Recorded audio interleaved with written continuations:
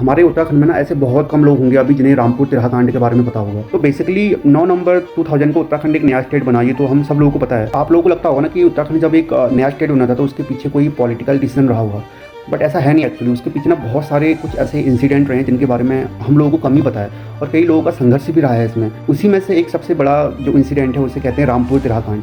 और ये इंसिडेंट हुआ था बेसिकली 2 अक्टूबर 1994 को। और लगभग 1990 के टाइम पे ना उत्तराखंड के लोगों ने एक नए स्टेट की मांग करी। तो बेसिकली उस वक्त तो उत्तर प्रदेश था, तो उन लोगों ने एक नए स्टेट की मांग करी थी उस वक्त। उसके पीछे का जो रीज़न है, उस वक्त के जो पहाड़ के लोग थे उनका ये मानना था कि जो हमारी पहाड़ की भौगोलिक परिस्थितियाँ हैं वो बिल्कुल अलग हैं शहरों से, है ना, और जो यहाँ विकास की ज़रूरत है वो थोड़ा ज़्यादा है, और प्रशासनिक चुनौतियाँ यहाँ पे मैदानी एरिया से और ज़्यादा हैं। तो ये कुछ रीजन थे जिसकी वजह से नए स्टेट की एक मांग हुई थी। यहाँ पे ना एक चीज़ समझने की कोशिश करना, जो उत्तराखंड स्टेट को लेकर मांग उठना शुरू हुआ था उसका जो स्टार्टिंग पॉइंट था वो 1990 के आसपास ही था। उसके बाद 1994 में जो उत्तर प्रदेश की सरकार थी, उस वक्त उत्तर प्रदेश में मुलायम सिंह की सरकार थी, तो उन्होंने एक ओबीसी रिजर्वेशन जो है लागू किया। इस रिजर्वेशन को लेकर पहाड़ों में काफ़ी सारे ऐसे लोग थे, पहाड़ी लोग, जो बिल्कुल भी खुश नहीं थे सरकार के डिसीजन से, बल्कि काफ़ी प्रोटेस्ट भी हुए थे उस वक्त, और बहुत सारी वाद विवाद भी हुए थे इसको लेकर जो रिजर्वेशन बिल है। उसके बाद 1 अक्टूबर 1994 को उत्तराखंड से हजारों की संख्या में लोग गए दिल्ली की ओर। इनका जो दिल्ली जाने का पर्पस था वो ये था कि 2 अक्टूबर 1994 को, यानी कि गांधी जयंती के दिन राजघाट पर एक बहुत बड़ा आंदोलन होना था, और वो आंदोलन उत्तराखंड राज्य को लेकर ही था।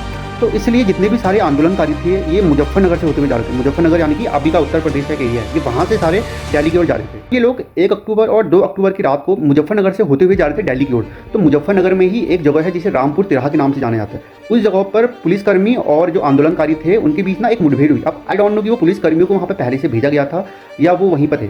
तो इन लोगों के बीच में ना एक मुठभेड़ हुई। उस मुठभेड़ में काफ़ी लोगों की उस वक्त ऑन द स्पॉट डेथ हुई थी, और काफ़ी लोग घायल भी हुए थे। उस वक्त जब ये इंसिडेंट हुआ था तो उत्तर प्रदेश के जो चीफ मिनिस्टर थे वो थे मुलायम सिंह यादव, और सेंट्रल में जो गवर्नमेंट थी जिसकी वो कांग्रेस की थी, उस वक्त prime minister P Narasimha Rao थे। बेसिकली केसेस पता बहुत लंबे समय तक चले थे उस वक्त पार्लियामेंट में। बहुत लोगों को सजा भी सुनाई गई, बहुत लोगों के अगेंस्ट जो है इन्वेस्टिगेशन भी करी जो है सीबीआई ने। उस वक्त जब इंसिडेंट हुआ उसके बाद बहुत सारे केसेस दर्ज हुए, और जो इन्वेस्टिगेशन थी बेसिकली वो सीबीआई को दे दी थी उस वक्त, और ये मुद्दा पार्लियामेंट तक भी गया था। ये जो केसेज है सुप्रीम कोर्ट में बहुत लंबे टाइम तक चला, लेकिन सुप्रीम कोर्ट का ना इस पर कोई फाइनल ऐसा कोई डिसीजन आया नहीं। बाद में जाके जो रामपुर तिरहा कांड है ये कहीं ना कहीं जो उत्तराखंड राज्य को लेकर था उसका एक बहुत बड़ा टर्निंग पॉइंट बन गया था, क्योंकि उस वक्त देखो लोगों के बीच में बहुत सारा आक्रोश आ गया था, बहुत सारा गुस्सा आ गया था इसको लेकर, क्योंकि एक ऐसा इंसिडेंट हुआ जिसमें बहुत सारे लोग मारे गए, जिसका कोई ऐसा कोई फाइनल डिसीजन भी नहीं आया सुप्रीम कोर्ट की तरफ से।